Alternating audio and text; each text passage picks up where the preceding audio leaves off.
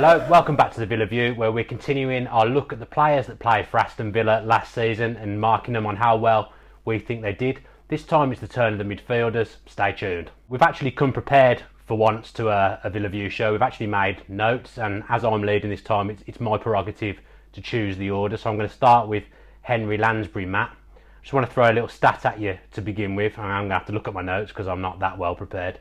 So he's played 18 games for Villa, 0 goals, 0 assists, whereas when he was at Forest, he played 17 games, scoring 6 goals and 3 assists. What's gone wrong there? I think he's actually had an influence in games more than people realise. I think Sheffield Wednesday in particular was a game where he ran the show when he was on the pitch. I think he went off injured actually, didn't he? But when he played, I think that he's actually put himself quite a bit. I'd call his performances though underwhelming. I think that he could have done a lot more when he's played, and yeah, that stat does say a lot. He hasn't assisted anything, but then for me, I don't know if he's actually been played in the right position yet, because he's been played in a matter of defensive midfield role, a bit more further forward. But for me, he sits more of just a standard central midfield player that's a box-to-box sort of man that's got more freedom. When the shackles have come off him, I thought he's done a lot better. But for me, I think he must do better next season for us. As you touched on there, 6 goals when at Forest, 0 for Villa, same with assists, and 68% of his passes have been right. And when looking through the stats for passes per game, Ashley Westwood actually made 78% of his passes. So when it comes to something like passing, really he's been a bit inaccurate. Even though to me he's got a better passing dimension than Ashley Westwood in the way he plays the ball. I think he looks for more spaces and he creates more chances from what he does on the ball. In his first game, I can't remember who we played first, but I think it might have been Ipswich at home. The first game he came in, he was spraying the ball around. He looked a really good player, as you say. His range of passing really stood out as something that we've been missing. But then it seems, once again, someone plays for Villa, and it's almost like the shackles come on and the handbrake comes on and it needs to come off. Do you think that's fair? Yeah, I think it's a fair assumption of him. I think that really, I don't think he wants to be restricted either. I think this comes down to tactics with Henry Lansbury, because from set pieces we've seen he's got a brilliant delivery. And to me, if you've got that brilliant of a delivery, you should be creating chances from open play as well, and that's something he hasn't been doing that much. So for me, the shackles are firmly on him at the moment. Towards the tail end of the season, I thought we saw a little bit more of him. Brighton, for example. Yeah, I want to say that I do think he will be a good signing. I think probably after having a proper pre-season with Villa, you will probably go on to see the best of him next season. I always think it's a bit much to expect too much from someone in the first half or the first full season. I think I've wrote down here that the most notable thing he's done for me is the fact that my wife fancies him, which probably tells you that he hasn't done as much as he should have on the pitch. Moving on now, someone who obviously took a lot of stick the previous season and then obviously managed to put himself in the bad books with the whole free kick thing with Horahan against Brighton. Leandro Bacuna, 31 appearances, 1 goal, 1 assist. What have you made of him? I've wrote down that he's come back from the dead and seemingly salvaged his reputation as such at the start of the season in particular. We don't really know where Leandro Bacuna's best position is yet, but I feel like we're starting to learn that he is more of a suited to be in the midfield position, whether that's more central or on the right wing. I think that we've learned that he is more a midfielder. But I think he's still indisciplined, and I've got a real issue with the way he goes about his business. 8 yellow cards this season, that notable red card as well for headbutting the linesman as such, and then the squabble with the free kick. This all amounts to a chip on his shoulder, and it really does annoy me because there's a player there that can do stuff when he's got the ball, and he makes those runs into the box and creates chances. But for me, his attitude's been a real issue this season. I don't know what it is, but I think he's a good player to have around when he's on the ball, but when he's not when he's off the ball, he's just a nightmare to deal with for me. Yeah, I think that's probably quite a fair assessment. I think he does let himself down with his moments of dissent, and I think it's a bit harsh to call the thing on the linesman a headbutt, but that was late in the game. It could have cost us when we were having to do a lot defensively. I actually still think his best position is right back. I know we've got a lot of right backs at the club anyway, but I think his standout position, and when I think he does more in games, is when he is playing right back. I don't particularly think he's that good on the wing, but I do think he offers us something when he does come into central midfield occasionally. I just think he's played too many games. I think he's essentially the 12th man in the squad, but he's played 31 times, which is a lot. But then I think he'd also turn round and say that a lot of the wins that we've had have been with him in the team, and I think that would be fair. I think he's done a lot better than I thought he would do this season, but I do think there's a lot of room for improvement as well. I think he's been absent, I'd say, in games as well, considering. I think that Bruce thinks he's a better this midfielder. I didn't say me personally, but I think that Bruce sees him as more of a midfielder. When he came more central, he had that bit of bite to the side when he plays. I think that's what he offers, that little bit extra of a bite. But really, next season, I think he could cost us. And I don't know what role he'll be playing next season personally. But this season, for me, I think there's still a lot of work to do with him. And I think the fans have sort of redeemed him. But then a few of the little issues, such as the game where he got sent off and then the free kick incident, has accumulated to him, sort of putting all his good work back 10 steps again. We'll move on now to someone that left the club on loan in January, Aaron Tishibola. What do you think of him? It's a weird one for me. I don't know what exactly he did wrong to be justified to be sent on loan to Forest, where he's languished in the reserves as such, when he played 5 games, 3 other games from the bench. But I don't quite know yet what he offers us. I don't quite know where he best is positionally. For me, he screamed more of a dynamic box-to-box player, but then we've got Henry Lansbury that can do that already. And if you can't get in the Forest starting lineup, how can he get in Villa's starting lineup? I think there's a touch on about his attitude and the reason that he fell out with Bruce, and that's perhaps why he went out on loan. But again, if it's another player that's got an attitude problem, I think it's a difficult one to judge, especially when he's been sent on loan so quickly. So I think Steve Clarke going is probably the worst thing that's happened to him. I think Steve Clarke was probably a big champion of his and obviously a big reason why we ended up with him at Villa. Just playing devil's advocate a bit, obviously we've got Gary Gardner who forms a big part of the squad and he's someone that we are going to move on to talk about. Is Tishibola any worse than Gardner really? And Gardner's been afforded a fair bit of game time. I don't think he is. But I think it comes down to attitude and the way they apply themselves. Gardner's got this brilliant work rate and work ethic to keep fighting back and coming back from the brink, I'd describe it as such, where so many times he could have been released because of injuries or whatever, but he's kept coming back and coming back. But then it's the case of, have we got too many of these players that are bit part players that really, as you touched on with Bacuna, they are the 12th man and they're never going to really push on to be that first team player? Are they just a depth player? And for me, if it is the case, we've got a few of them in the likes of Tishibola, Bacuna and Gardner. These players are all sort of those players that are lingering around the squad, but they haven't done enough for me yet to go, yeah, we're going to have him in the first team next season, or yes, I think we need to sell him because he's not good enough. I'm not really sure what I'm basing this next comment on, but you kind of get the impression with Tishibola, this is the kind of impression I get with him. He's got a big move, £5 million to a big club, although we're in the Championship, it's still a big move from Reading to Villa. Do you think he's one of those ones that gets the sense of, all right, I've made it, and then slacks off a little bit? I think you could be right there because it came out in the papers that there's an attitude problem. That's why he's ended up going out on loan. He fell out with Bruce, I think it was. I don't want to totally say that. I have to double check that. But I'm sure the reason why he went on loan because of his attitude. And if it is that, then that could well be the case for me. But then he wasn't really getting much amount of game time under Di Matteo, as I touched on there. 5 games starting, 3 from the bench. Some of them were under Bruce as well, to be honest. So I remember watching him play against Rotherham in our first home game of the season and thinking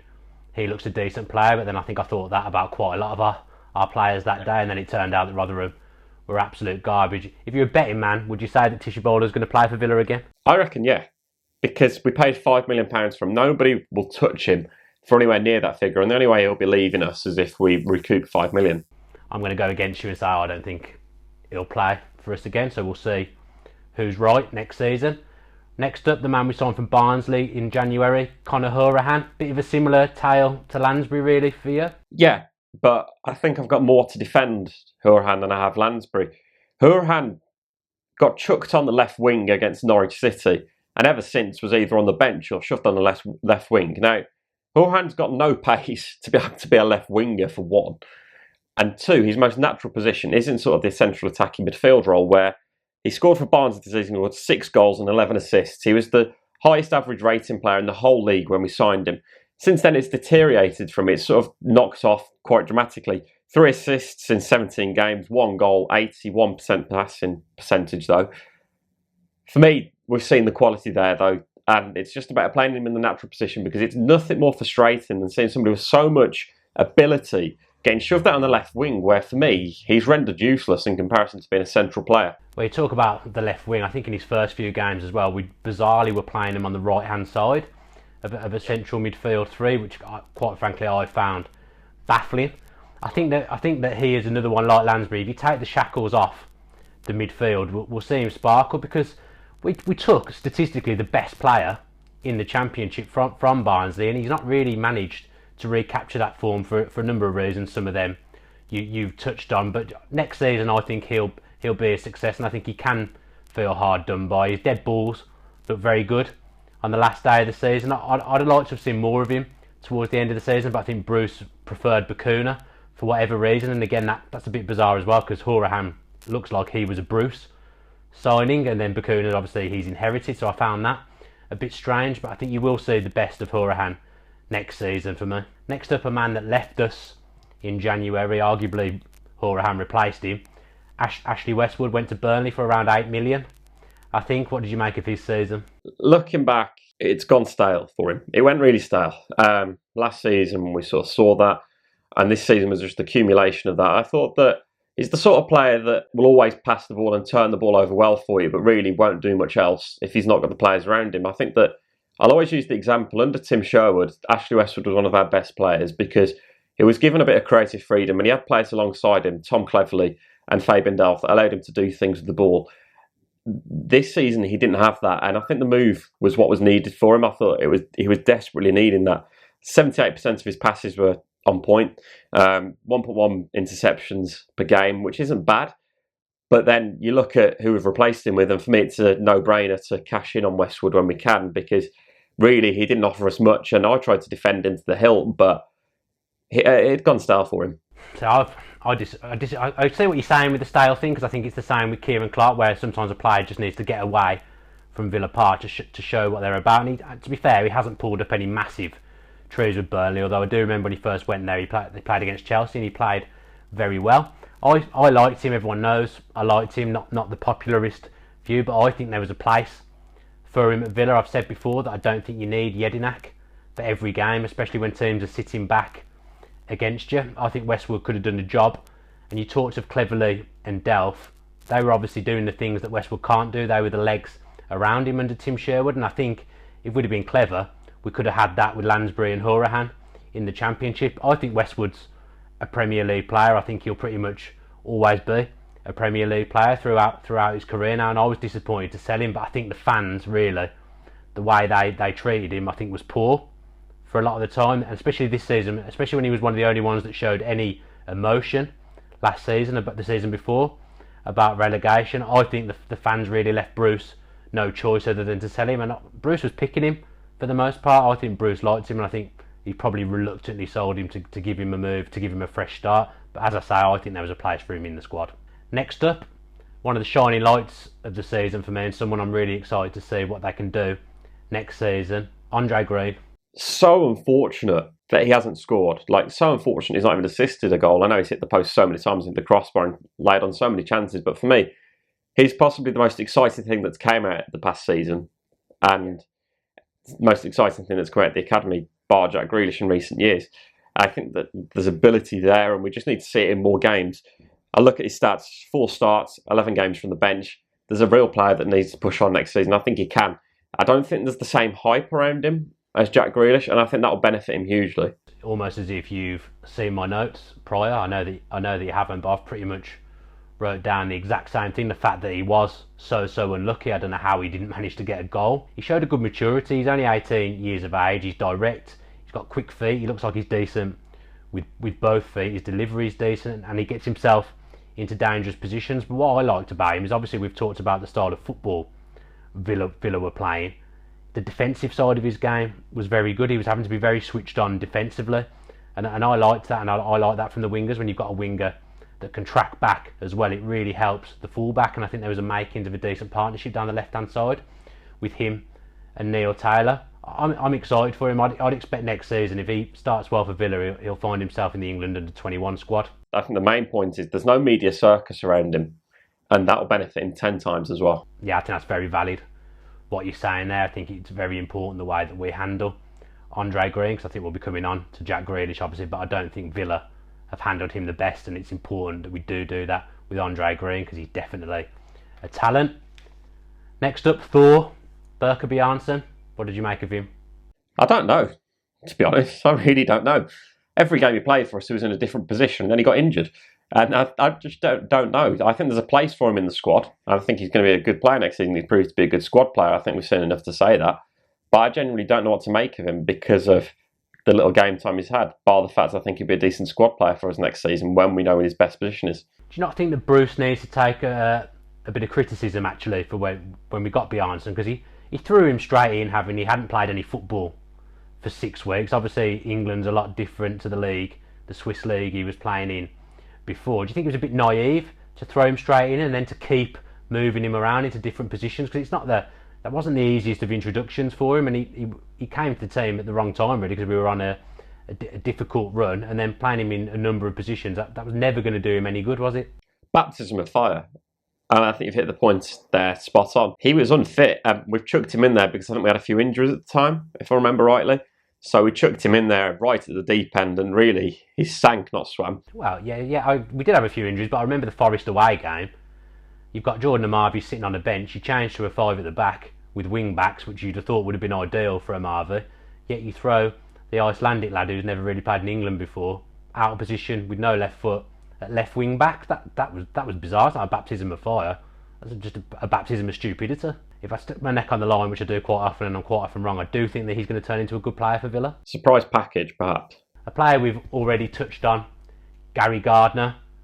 Very mixed season for him, wasn't it? Yeah, I think he's got a lot of flack from the Villa fans, perhaps unfairly, I'd say at times. For me, we haven't seen enough from him. If I was him, I'd be worried this summer about where his position will be next season in terms of will it be even at Villa Park. So I think injuries have just curtailed him, and I don't think he's capable of doing the things he was doing as a youngster in the under 23 and under 21s and the reserves, where he was scoring goals. He was a genuine box to box player, and he was a hot prospect. I just think injuries have curtailed him a little bit. He didn't build on the Blues goal. I thought when he scored that header against Blues, I thought, right, he'll get some confidence now. He's got something to build on, and he never really built on it at all. He never really did anything from that moment. I think he's a good player off the ball, but I think he just tries to overcomplicate things on the ball. I think he thinks too much. I just think his confidence is just so low. I think he knows a lot of the fans don't like him. Obviously, he left Twitter because he was getting abuse on social media, and to me, that's not on. That shouldn't be happening, and he's someone that hopefully will come through at Villa, but I'm just not convinced. He's another one who I think a move would probably do him good. One man who isn't under threat is the Australian international we signed from Crystal Palace in the summer, arguably our best signing, Mile Jedinak. Absolute bargain for us. Unreal. I saw in the YouTube comments the other day, somebody said, does anyone see what Mile Jedinak offers to us? And I must admit, I see everything that he offers to us. He's a man mountain, and I think he holds a vital piece to the jigsaw with Villa. I think that sitting in front of that defence, he does a great job of breaking up play. His distribution is diabolical, don't get me wrong. He can't pass for toffee. But I don't think it's that bad. Perhaps a bit harsh, but the point I'm making here is that he does his job. He's in that midfield to break up play and distribute it and move the game on and keep Villa the ball. And that's what he does so well for me. And I'm really happy with the way he's been. He is a man mountain. I said in my notes, man mountain. He's had 2.1 tackles per game, 2.3 interceptions per game. That's more than any other player in the Villa side in a midfield role. That I do know is true, that since he signed, we didn't win a game that he didn't play in. So that shows you how important he is. I don't think I can build too much on what you've said, because I think what you've said is true. He's a man mountain. He is a warrior, a very good leader, and it's good to have a leader that doesn't need to wear the armband to be a leader. I think the problem with Jedinak is, and this is no fault of his own, is that we need someone to come in for him when we've got 2 games in a week. I'm not sure he can play 2 games in a week at his best level, and also I'm not sure he can play in a 2-man midfield. I think in a 3 at the base he's absolutely ideal, but in a 2 we're playing a very risky game and there's a big chance of getting overrun. Arguably his best game was when he moved to centre back against Sheffield Wednesday. Do you think long term that maybe Bruce is looking at him as an option there? We were lucky against Sheffield Wednesday and he was there. He was playing against Jordan Rhodes and Sam Winnell, who aren't the quickest guys, and Stephen Fletcher. These aren't the quickest strikers in the league. But I think if we'd have played him at centre back against somebody like, I don't know, Dwight Gale or Tammy Abraham, I think he'd potentially been torn to shreds. Is Baker any faster than Jedinak? He's possibly a little bit more athletic, but is he any quicker? Probably not, no. Baker's got that defensive awareness more than Jedinak in terms of the position he plays, and he knows it that little bit more. Yeah, fair. Okay, I'll give you that one. So we swapped Adama for Adoma, essentially. Did we get the better end of that deal this season? Oh, 110%. 10 assists this season for Albert Adoma, more than any other player in the side. 3 goals as well to his name, 30 games, 8 from the bench as well. Really, one of the best players. I think that I did a video a few months back where I said people need to stop sort of like saying, oh, he's not that good sort of thing, but really towards the tail end of the season, he's curtailed, and I don't think his dribbling's been as good, and his general play has been that good. And I think even Alan Hutton's been a better right winger than Albert Adomah towards the tail end of the season. But then you can't shy away from the fact that he's got more assists than any other player this season for me. And I think that we've got a really good deal in getting him over Adomah, especially when Middlesbrough were playing in the Championship this season with Adomah. It would be interesting to see how he gets on. I think it is fair to say that you absolutely destroyed his season with that video, because he was not the same player after you did that video. Does he not just frustrate you though? He frustrates me, Adomah. I mean, he doesn't frustrate me as much as Traore used to, but I just think he could do a bit more. He's only scored 3 goals. I feel like he should be, I know he's got 10 assists, but I feel like he should have been getting more than 3 goals this season. Or do you think it's just another case of the way we've played, the slow, ponderous build-up at times, that's hindered him more than anything? I think it does hinder him, because on many occasions I've sat sort of towards the byline and the lower tier of the ground, and when you're there, you spot it probably a bit more than when you watch it from higher up, so to speak, if you get what I mean. But he'll always look to cut back. He'll never look to go on himself and go the direct route. If he cut him or took the direct route, I think we'd have seen more goals from him. But he's always looking to cut back and play that ball in where Alan Hutton might be on the overlap, for example. And that's sort of the thing he needs to improve on game-wise. I think his delivery's not great as well, considering the 10 assists. I think his final delivery isn't always that great.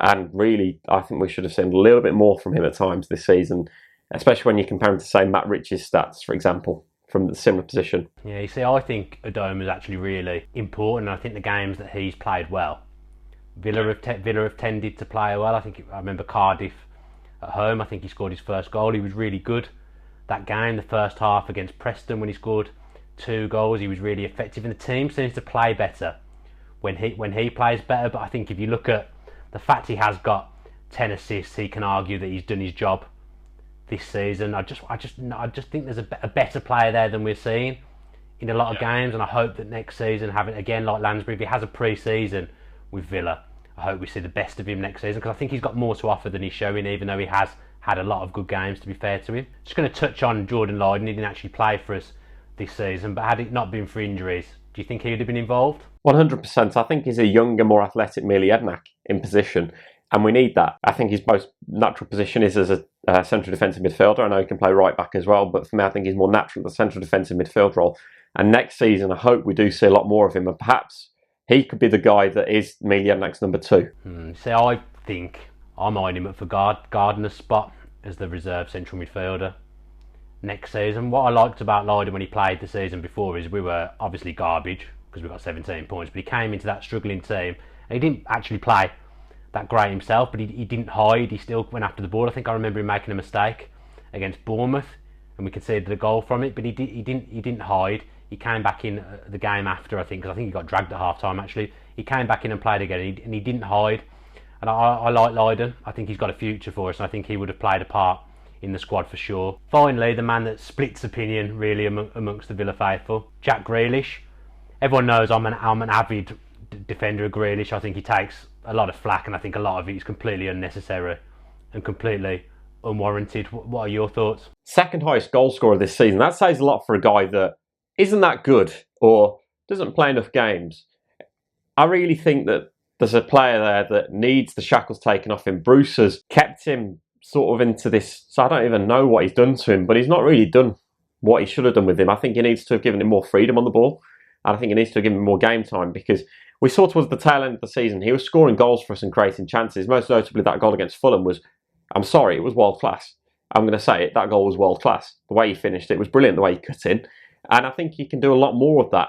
I think the papers are still going to run his back, but we need to be careful how we protect him. But equally, I do think fans have been harsh on him. Aston Villa over the last 3 or 4 years has been an absolutely terrible environment to grow up and try and make a name for yourself. And obviously because he's a Villa fan, he has the added pressure of that. I think every time he gets the ball, people expect him to beat 5 or 6 men on his own. I remember the Birmingham game, him playing left midfield, and he got dragged. But every time he got the ball, the rest of the side's so slow, the way we're playing so ponderous, that by the time he gets the ball and beats one man perhaps, there's 3 or 4 other men for him to get past and no support, so he inevitably ends up going backwards. I just think he's been really hard done by. He very rarely plays in his proper position. I don't think left midfield is his position. I think he quite clearly is a number 10. Although I do think playing on the left this season when he has started, it has improved the defensive side of his game, and he showed a lot more awareness. I just think if you chuck Jack Grealish in a team, for example, like Southampton, who know how to utilise their youth players, get the best out of young talent, you'd see a different player if Jack Grealish was playing for Southampton. And I don't think that Jack Grealish is a problem for Villa. I think Aston Villa is a problem to Jack Grealish, and I don't want us to sell him, and I don't think we will, and I don't think he'd leave, but I think he could go elsewhere and absolutely flourish. So that's it. Matt and I have gone through the Villa midfielders and what we think they've done this season. Please do comment below with whether you agree with the stuff that me and Matt said. Is there anything you think we've got drastically wrong, or do you think that was a fair assessment of the midfield players for Aston Villa this season? If you have missed the goalkeepers and defenders, we've done them previously, so make sure you check out those videos on YouTube. If you're not already a subscriber, then please subscribe with your post notifications on so you know first when the Villa View has released a new video. Thanks ever so much for your support of the Villa. If you enjoyed that video, why not watch another one? Click the video choices on screen now to go and watch them in full. And don't forget to subscribe. Click on our logo there on the left and press subscribe. Easy.